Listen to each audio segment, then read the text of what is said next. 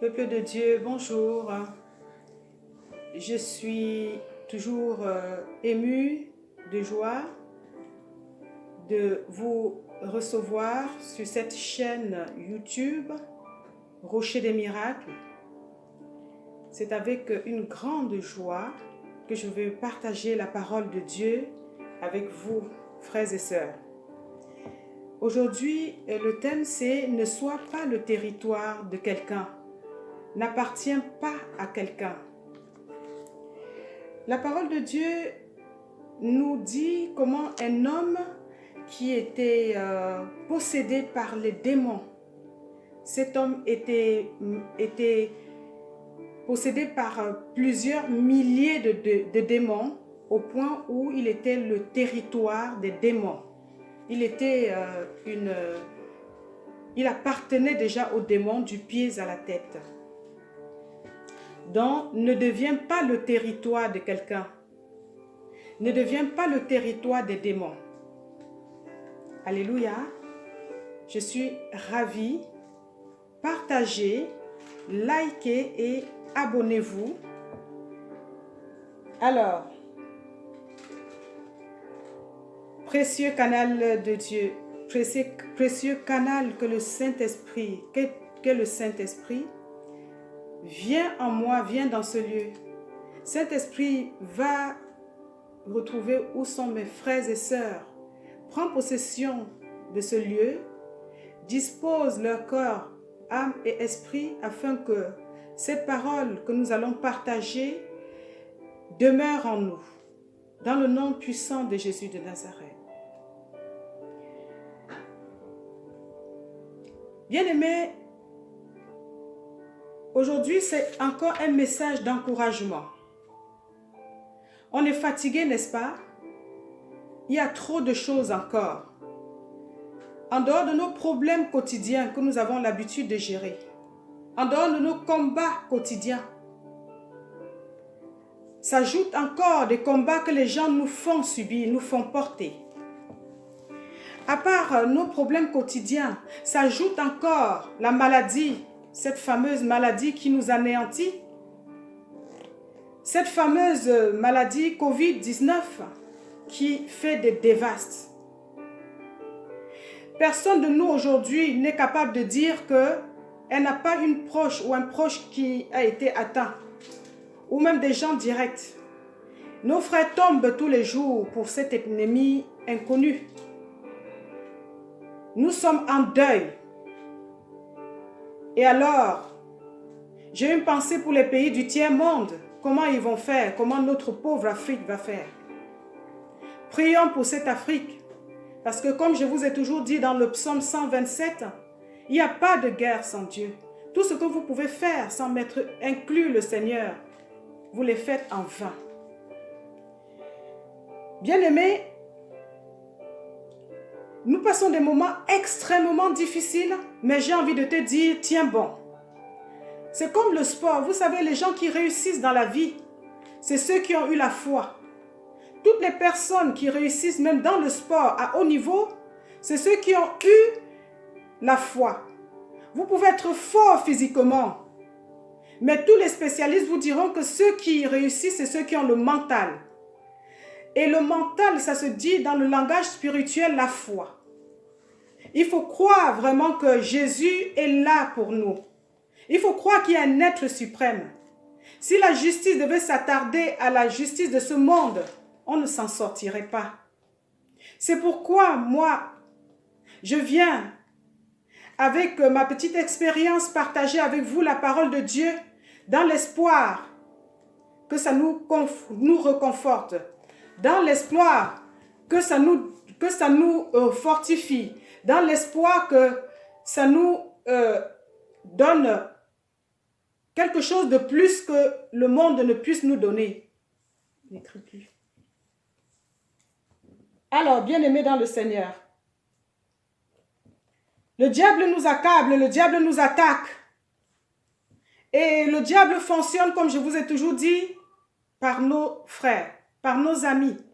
Le diable utilise les personnes qui sont proches de nous pour nous attaquer. Comment il fait quand on vous parle de l'oppression? On vous parle de l'ennemi, les gens se disent, mais on nous parle tous les jours de l'ennemi. Qui est cet ennemi-là? Vos yeux ne voient pas ces ennemis, mais l'ennemi est là. Même le président a dit l'autre jour qu'on a affaire à un ennemi invisible. C'est ce genre d'ennemi qui nous attaque tous les jours. C'est ce genre, le diable est capable de beaucoup de choses. Il est capable de manipuler les gens pour que les gens vous font des oppressions. Le diable est capable de te donner la maladie. Le diable est capable de te maudire. Le diable est capable de t'empêcher de trouver du travail. Le diable est capable de te rendre stérile. Le diable est capable de t'accabler par beaucoup de choses. Et l'ensemble de ces choses, on appelle l'oppression. T'accabler au point où tu n'arrives même pas à respirer. Et alors, dans ce cas-là, il y a d'autres personnes qui sombrent totalement parce qu'ils n'ont pas la ressource, ils n'ont pas la force de tenir. Et ces personnes, c'est ceux qui ont peu de foi. Le Seigneur nous dit, homme de peu de foi. Alléluia. Nous devons tenir. Nous devons tenir bon, bien-aimé dans le Seigneur. Tu es stérile. Tu ne trouves pas du travail. Tu es en faillite, tu as des problèmes parce que tu as fait faillite avec ta société. Tu as été licencié, tu ne tiens pas, ton compte est vide. Vous voyez autant de choses qui nous arrivent et qui nous affaiblissent. Et comme si ça ne suffisait pas, il y a encore la maladie qui nous constitue prisonniers. Je vous ai parlé plusieurs fois de la prison, je reviens dessus. La prison nous vivons la prison tous les jours. D'aucuns me disaient, non, je ne suis pas en prison, je suis chez moi, je suis tranquille chez moi. Vous avez des prisons chez vous. Vous voyez? Nous, là où nous sommes, on voit le soleil dehors, personne ne peut sortir. J'ai l'impression que le Seigneur nous a vraiment confinés afin que nous voyons ensemble des choses spirituelles. Les choses spirituelles que les gens n'arrivent pas à comprendre parce qu'on a l'habitude de toucher, on a l'habitude de voir avant de croire. Or, dans les choses spirituelles, c'est totalement le contraire. Alléluia. Nous allons prendre la Bible, Luc 8, versets 26 à 30. Luc 8, versets 28 à 30. Alors, Luc 8, versets 28 à 30. J'espère que vous avez pris la Bible parce que c'est bien. Si vous me regardez, si vous avez la Bible autour de vous, ce serait aussi avec vous. Vous prenez la Bible, ce serait vraiment formidable. Voilà ce que la Bible nous dit. Il abordait dans le pays des Gadaréniens, qui est vis-à-vis de la Galilée. Lorsque Jésus fut descendu à terre, un homme de la ville vint à sa rencontre. Il avait des démons depuis assez longtemps et il ne portait pas de vêtements, ne portait pas de vêtements et n'habitait pas dans une maison, mais dans les tombeaux. Quand il vit Jésus, il poussa un cri, se jeta à ses pieds et dit d'une voix forte, « Que me veux-tu, Jésus, Fils de Dieu, très haut? Je t'en supplie, ne me tourmente pas. » Jésus ordonna en effet à l'esprit impur de sortir de cet homme, car il s'était emparé et de lui depuis longtemps, car il s'était emparé de lui depuis longtemps. On attachait le démon avec des chaînes et on lui mettait les fers aux pieds pour le garder.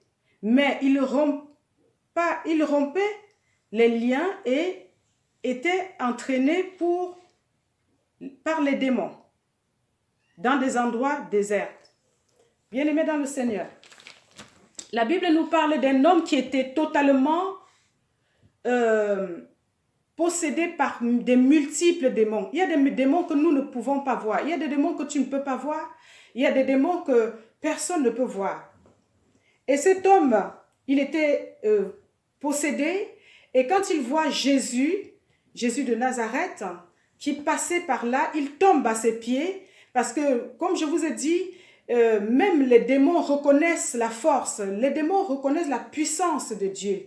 Donc, ils tombaient sur les pieds de Jésus en lui disant, « Mais Jésus, qu'est-ce que tu viens faire sur mon territoire ?» À cet endroit, il avait fait de cet endroit son territoire et lui-même, il était le territoire des démons. Et alors, Jésus lui dit, Jésus n'a pas à négocier avec lui parce que, comme je vous ai toujours dit, nous avons chacun de nous une mission. Tu as la mission de servir Dieu. Nous devons servir Dieu de façon différente, mais c'est les services. Vous savez comme moi que Jésus sait très bien ce qu'il est venu faire sur cette terre. Jésus est venu sur cette terre afin d'intervenir de la part de son Père. Jésus est venu sur cette terre pour nous montrer le chemin. Et quand il veut nous montrer le chemin, il nous enseigne. Quand il arrive quelque part, s'il y a des démons, il est obligé de faire partir les démons pour pouvoir être tranquille parce que l'Esprit Saint ne vit pas dans des lieux impurs. Jésus ne vit pas dans les lieux impurs. Donc, il passait son chemin. La Bible nous dit, il passait son chemin vers le lac de la Galilée, qu'il sentait qu'il y avait quelque chose qui n'allait pas, parce qu'il n'y a pas un lien qui est établi entre les ténèbres et les démons. Quand Jésus est quelque part, quand vous avez l'esprit de vérité en vous, vous avez la capacité de sentir ce qui ne va pas. Donc Jésus a senti qu'il y avait un esprit mauvais quelque part. Vous voyez, si Jésus arrive à détecter les esprits mauvais, ça veut dire qu'effectivement, il y a les esprits mauvais. C'est la Bible qui le dit. Alors, quand Jésus détecte que ce monsieur, il y a quelque chose qui ne va pas quelque part, il s'approche de cet homme et il voit un scandale. Cet homme vivait dans les tombeaux, donc il vivait comme un mort. Vous pouvez vivre dans une maison. Votre maison, ce n'est pas les tombeaux, ce n'est pas forcément les cimetières. Vous pouvez être aussi dans une maison et cette maison n'est autre qu'un tombeau. Ça dépend de ce que vous faites de votre maison, bien-aimés dans le Seigneur. Le mal existe, il y a des mauvaises choses qui existent. Alléluia. Alors, vous voyez comment quelqu'un peut vivre dans un cimetière, dans le tombeau. Donc, quand vous ne vous préparez pas, quand vous n'êtes pas assidu à la prière, quand vous n'êtes pas assidu, quand vous ne priez pas en tout temps, quand vous ne priez pas tout le temps, vous croyez tout le temps que vous pouvez faire les choses seul. Non. On a besoin que Dieu nous aide. Pour que Dieu nous aide, on lui dit, Père, je reconnais que je n'ai pas de force pour telle ou telle chose dont j'ai besoin de ta présence. J'ai besoin de ta main puissante dans ma vie. C'est la raison pour laquelle, quand vous appelez Jésus le Saint-Esprit dans votre maison, il vient. Vous ne le voyez pas forcément, mais il agit. Au temps de peste, il y a toujours des personnes qui sont tombées. Au temps de la guerre, il y a des personnes qui tombent. Au temps de tout temps, il y a des personnes de toutes sortes d'épidémies, de maladies. Il y a toujours des personnes qui tombent et il y en a qui survivent. Attention, je ne dis pas qu'on ne doit pas mourir ou que des choses ne doivent pas nous attaquer. Les choses nous attaquent, mais quand vous êtes protégé spirituellement, les choses viennent, mais d'une manière, elles ne vous feront rien. Parce que vous serez toujours attaqué, mais le Seigneur vous délivrera toujours. Alléluia. Donc c'est la raison pour laquelle, bien-aimés dans le Seigneur, je viens aujourd'hui vous dire dans quel monde nous vivons. Vous pouvez être là comme ça, pourtant quelqu'un vous êtes déjà dans un tombeau, caché dans un tombeau. Vous pouvez être là que les manipulations des choses de cette terre. Les démons, c'est quoi? Les démons peuvent être une simple jalousie que vous cultivez, ça se transforme en démon. Les démons peuvent être la convoitise. Quand vous convoitisez le mari d'autrui, quand vous convoitisez les biens d'autrui. Les démons peuvent être parce que vous êtes fainéants, vous êtes paresseux. Ceux qui sont paresseux finissent par faire quoi? Par être jaloux parce qu'ils n'ont pas le courage, ils ne prennent pas leur vie en main pour pouvoir aller faire de bonnes études, pour travailler. Et alors, qu'est-ce qu'il leur reste à faire? Il leur reste leur regard, à pointer le regard sur ce qui ne leur regarde, sur ce qui ne leur concerne pas. Et deuxièmement, être jaloux, la convoitise qui attise la jalousie. C'est ça qu'on appelle les démons de ce monde. Quand on parle de démons, c'est nos petites choses, nos petits défauts de tout le temps qui constituent des gros démons. Alléluia. Quand on a des petites attaques, la jalousie par-ci, l'aigreur par-là, les commérages par-ci, le manque de courage, le manque de foi, le manque de prière dans sa vie, le manque de connaissance dans sa vie, toutes ces choses-là finissent par constituer ce qu'on appelle les démons. Vous avez aussi les démons, des personnes on peut vous détester, on peut vous haïr pour rien. Ce n'est pas forcément parce que vous serez saint que ça va faire en sorte qu'on ne vous déteste pas. Non, le Jésus qui a tout fait pour nous. Aujourd'hui, nous sommes en train d'aller vers la Pâque et vous voyez qu'on arrive dans une période où on doit se poser encore des questions. Pourquoi le déluge nous tombe à Pâques? Posons-nous les questions. Pourquoi on est confiné à Pâques? Ça, c'est déjà un moment fort des chrétiens. Pâques, c'est un moment où on célèbre en tout temps parce que la Pâques, c'est la mort et la résurrection. Alléluia. La Pâques, c'est la trahison de l'homme et malgré qu'on ait trahi Jésus, qu'on ait trahi le Fils de Dieu, il nous a montré sa suprématie. Il est ressuscité des séjours des morts. Et à cette Pâques, c'est là où vraiment on est confiné. Donc, vous voyez, ça, c'est des ensembles de choses qui devaient nous interpeller, bien-aimés dans le Seigneur, qui devaient nous fortifier dans la foi, qui devaient faire en sorte que nous tenions bon dans toutes nos difficultés. Je dis bien, nous devons tenir bon. Aujourd'hui, je parle aux personnes encore plus démunies. Parce que quand on parle des crises, les crises se vivent de différentes manières. Nous tous, nous sommes emprisonnés. J'ai envie de penser aujourd'hui aux enfants qui sont orphelins, les orphelinats. Je pense aux enfants qui n'ont déjà pas de père ni de mère et qui doivent encore subir cette crise. Je me pose la question, comment on doit faire pour les aider, ces personnes? Chaque personne peut aider à son niveau en commençant déjà par les prières, éclairer le monde. Nos prières qu'on fait tous les jours éclairent le monde. Ça éclaire les hommes de Dieu. Ça éclaire les personnes qui sont sur le terrain. Et pourquoi pas nous-mêmes? Nous pouvons nous déplacer pour le terrain pour voir ceux qui sont les plus touchés dans cette période de Pâques, dans cette période de Covid-19, dans cette période où nous sommes oppressés, dans cette période où on ne sait plus où mettre la tête. C'est en ce moment qu'on doit multiplier nos ingénieries. C'est en ce moment qu'on doit multiplier chacun de nous ce que nous avons de vraiment performant, de vraiment honorifique pour aller à la rencontre des personnes qui en ont le plus besoin. Je parle ici des personnes âgées. Ces personnes âgées ont besoin de nous. Je parle ici des personnes qui sont malades, qui sont handicapées. Les handicapés ont besoin de nous dans ce moment crucial. Nous-mêmes, on ne s'en sort pas. Et les plus vulnérables. Je parle ici des personnes qui vivent dans la rue, mais qui sont tout aussi condamnées que nous. Ils sont en plein air, mais leur prison est encore plus grande que notre prison. Vous voyez? Vous pouvez être même en plein air. Ces personnes, si tu leur poses la question, qu'est-ce que tu fais là? Cette personne te dirait, j'aurais bien aimé aussi être dans une maison. Mais je suis là, je suis bien sûr en plein air, contre mon gré, parce que la vie m'a amené ici, parce que j'ai perdu mon travail, parce que mon mari m'a repudié, parce que ma femme m'a chassé de la maison quand je ne pouvais plus fournir, parce que j'ai eu dans ma famille des personnes qui sont allées faire des gris-gris, des personnes qui m'ont attaché, même la parole. La Bible nous dit que la vie et la mort sont au pouvoir de la langue. Vous pouvez juste parler d'une personne, médire de quelqu'un. Vous pouvez parler d'une personne et lui amener la poisse. Vous pouvez parler d'une quelqu'un, ta langue peut maudire, ta langue peut bloquer, ta langue peut lier les personnes. Ta langue, bien-aimée, c'est la Bible qui nous le dit. Le pouvoir, la vie et la mort sont au pouvoir de la langue. Oui, la parole fait des choses. Alléluia. Après, vous avez toujours des personnes qui vivent pour le mal. Ils sont forts. Ils ont toutes les techniques dont le diable emploie pour nous faire du bien.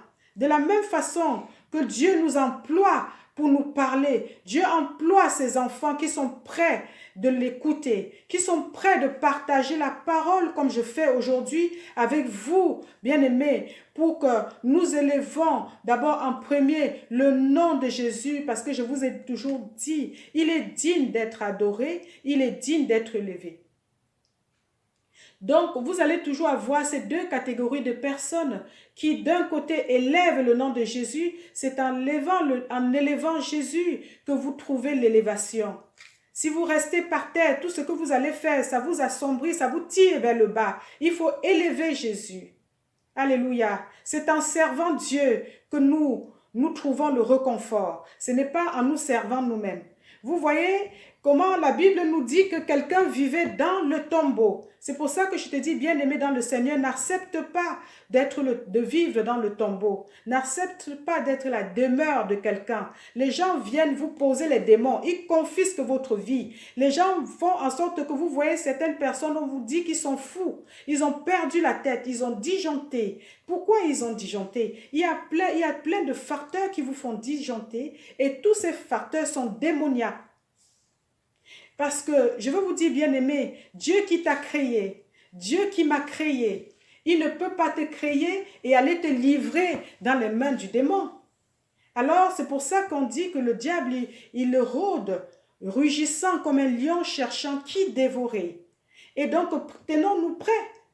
Vous voyez, quand vous n'êtes pas prêts, vous êtes sujet aux attaques. La preuve en est quand le Saint-Esprit passe quelque part, quand Jésus passe quelque part, il est capable de dire qu'il y a quelqu'un qui est possédé. Alléluia. Il a dit que je vais passer vers la Galilée, vers le lac de la Galilée, parce qu'il y a quelqu'un là-bas, ça ne va pas. Et quand il va voir cette personne était tellement habitée par les démons qu'il s'était résumé. Il avait accepté de vivre pour les démons, pour que les démons fassent de sa vie ce qu'ils veulent.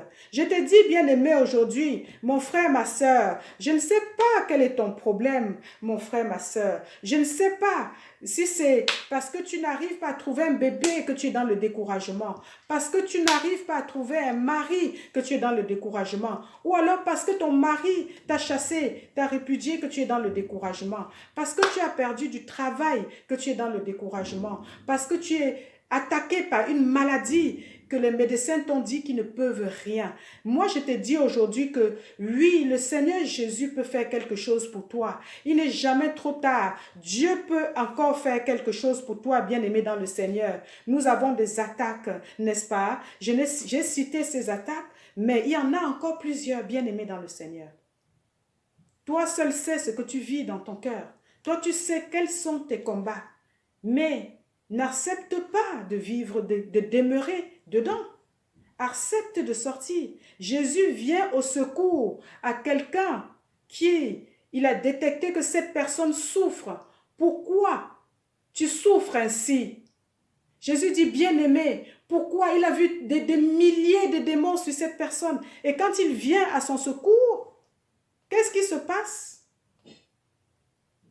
C'est cette personne même qui va vers Jésus, qui tombe sur les pieds de Jésus et dit, Seigneur Jésus, Fils de Dieu, Fils du Très-Haut, que me veux-tu?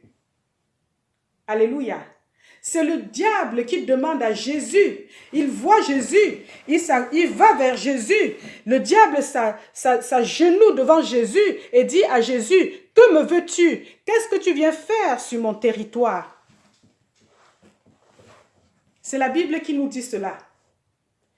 Toi, quand on te parle de l'ennemi, tu dis que tu ne vois pas l'ennemi. La Bible nous dit que même le diable se prosterne quand il voit le roi des rois. C'est la raison pour laquelle je te dis, ma sœur, n'accepte pas, rien n'est fini. Vous voyez, et quand Jésus vient, c'est pour nettoyer. Je suis en train de te dire, mon frère, ma sœur, que Jésus est en train de rentrer dans ta vie maintenant.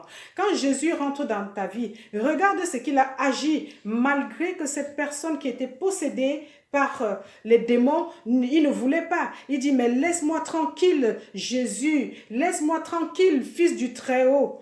Jésus a imposé la main sur lui, malgré ses supplications, parce qu'il avait compris que ce n'est pas lui qui parlait. C'était les démons en lui qui parlaient à sa place. Vous pouvez être là comme ça. Un démon peut vous utiliser à dire des choses. Quand vous faites déjà les médisances, quand vous parlez du mal de votre frère, quand vous vous moquez de votre frère parce qu'il a eu faillite, quand vous vous moquez de votre sœur parce qu'elle ne trouve pas de mari, quand vous vous moquez d'une personne parce que la personne souffre de maladies, de cancer, de fibromes, des migraines, des choses qui ne passent plus, votre frère a été condamné à une prison parce que dans un moment de sa vie, il était obligé de vendre la drogue ou il était obligé de voler. On l'a mis en prison. Il devient le sujet de moquerie. Alors quand Jésus arrive, il délivre.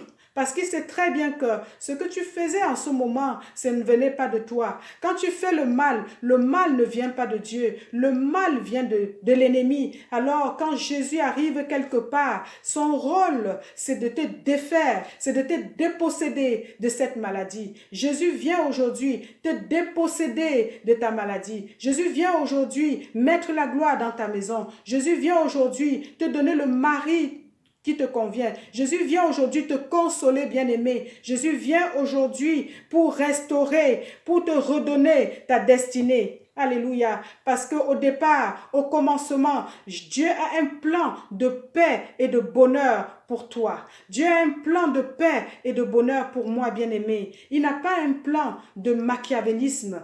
Pourquoi nous devons souffrir autant? Pourquoi nous devons en arriver là? Alors, j'aimerais qu'on lise le Deutéronome. On va lire Deutéronome 28, 7. Deutéronome 28, 7. Vous allez voir ce que la Bible nous dit concernant la lutte, le combat. Comme je vous ai dit, ne vous laissez pas abattre, bien-aimés dans le Seigneur. Dans tous les cas, tenez bon. N'acceptez pas que le diable vienne élire domicile chez vous. N'acceptez pas que le diable vienne être votre... Vous clouez la bouche, comme on dit, pardon, excusez-moi. Vous clouez le bec. Non, non, non, pas du tout. Il n'y a aucune situation. Avec Dieu, tout est possible.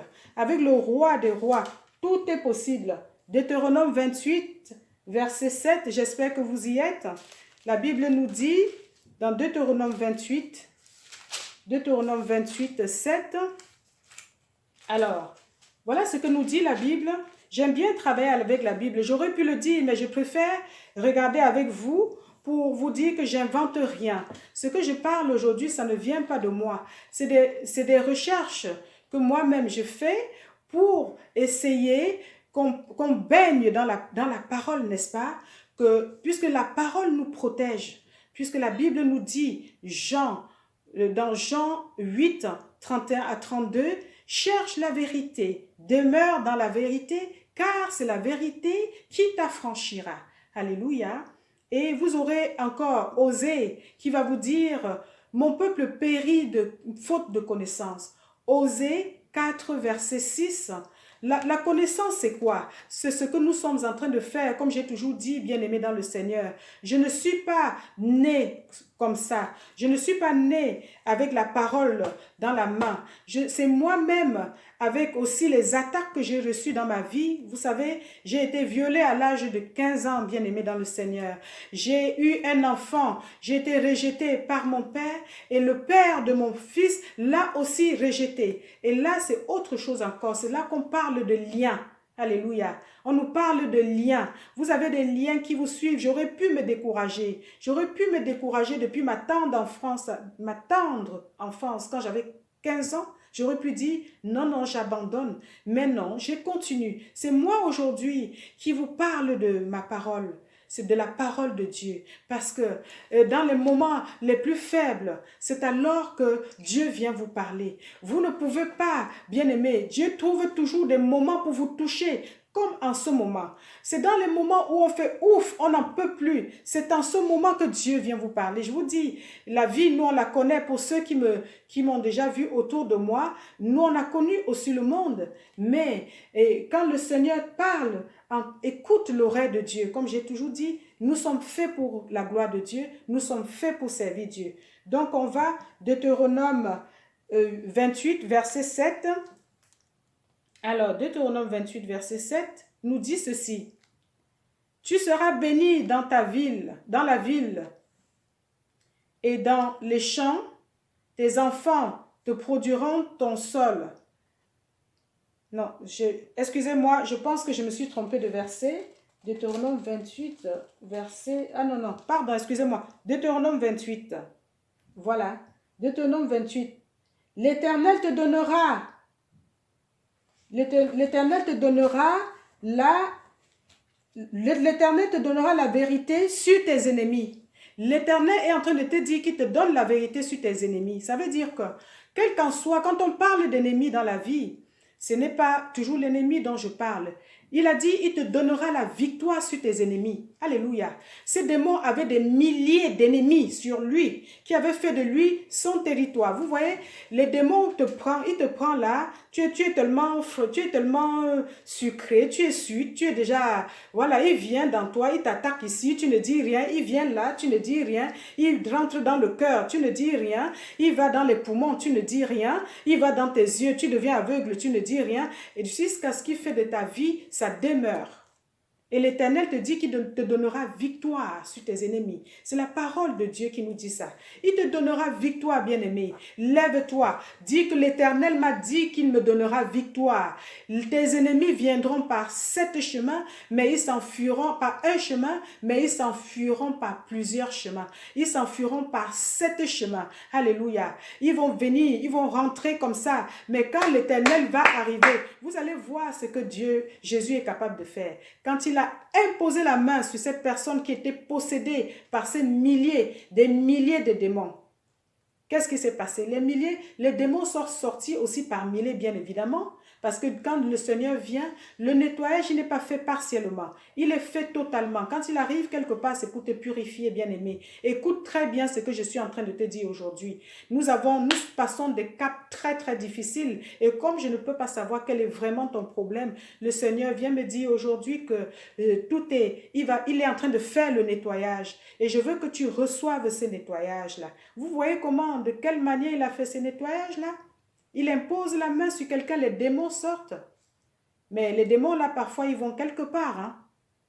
Eh bien, ils sont allés sur les troupeaux de porcs. Et alors, ces troupeaux de porcs sont allés couler aussi, eux aussi, dans l'eau. Vous voyez? Alors, vous voyez le phénomène spirituel. Vous êtes attaqué. L'ennemi de votre vie. C'est qui est l'ennemi qui est dans ta vie, bien-aimé, qui t'a condamné? Qui est l'ennemi qui a fait de ta vie son territoire? Dis-lui non. Dis-lui qu'il va partir de la même manière. Il va partir par 7 chemins. Alléluia. Tiens bon. La parole de Dieu est en train de nous dire, tiens bon. Vous comprenez? N'acceptez pas, ne vous mettez pas dans une situation où, oui, bon, qu'est-ce que tu veux que je fasse? Je souffre déjà depuis 10 ans. Ça fait déjà, on m'a dit que mon mal est chronique. Les médecins ne peuvent rien. Non, les médecins t'ont dit qu'ils ne peuvent rien, mais Dieu n'a pas dit son dernier mot. Le Seigneur Jésus n'a pas dit son dernier mot. Alors, mes bien-aimés, je vous encourage par ce temps de Pâques de continuer dans la prière. Pour ceux qui ne sont pas malades, vous jeûnez et puis vous pouvez me faire des privations. Si vous avez l'habitude d'aimer quelque chose, vous-même vous dites, je me prive de telle chose, j'aime boire, j'aime le chocolat, vous privez du chocolat, j'aime la pâtisserie ou je ne sais pas, vous faites des privations pour accueillir le Seigneur.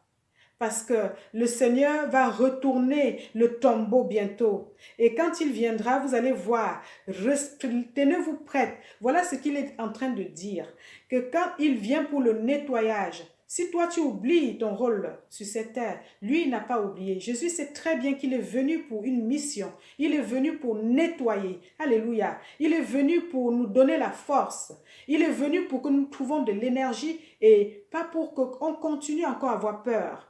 Vous allez 2 Timothée 1,7 vous dit, n'ayez peur de rien, car je vous ai donné un esprit de force et non un esprit de timidité. Alors, priez et croyez en cette prière. Ne priez pas seulement, faites des prières de foi. Vous voyez, vous avez plusieurs personnes qui vont vous dire, oh oui, je prie, et je ne vois rien venir. La Bible dit, prie, car la prière du juste est efficace. La Bible nous dit, la prière du juste est efficace.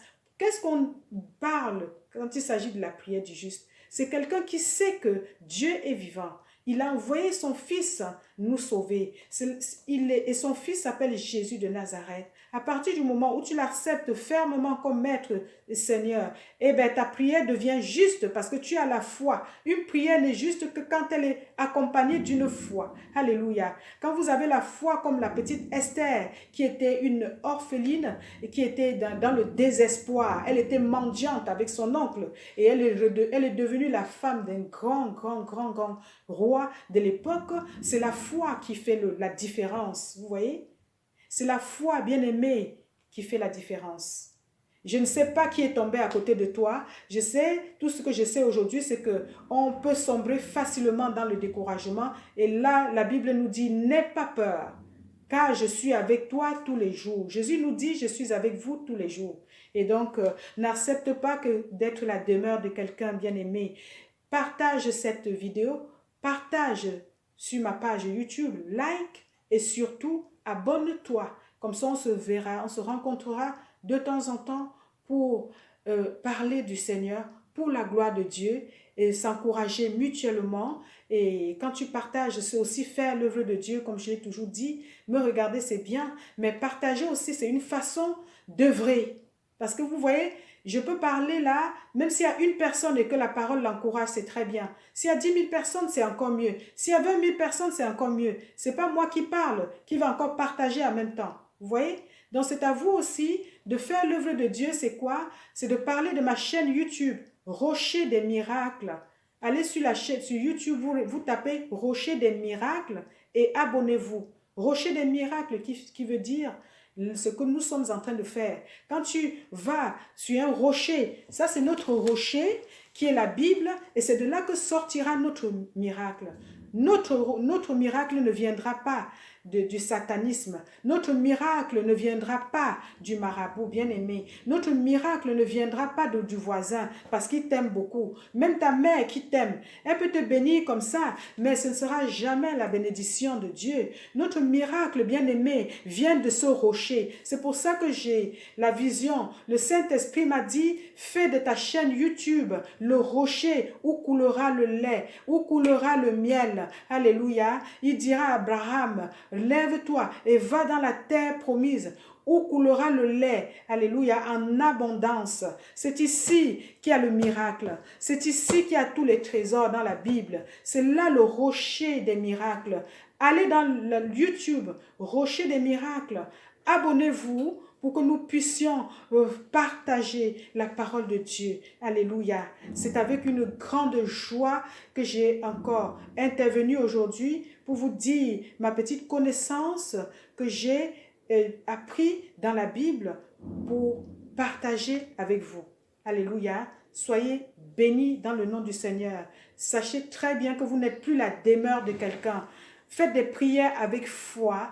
Tenez bon. Ne sombrez pas dans le découragement. Et pensez à ceux qui ont le plus besoin en ce moment.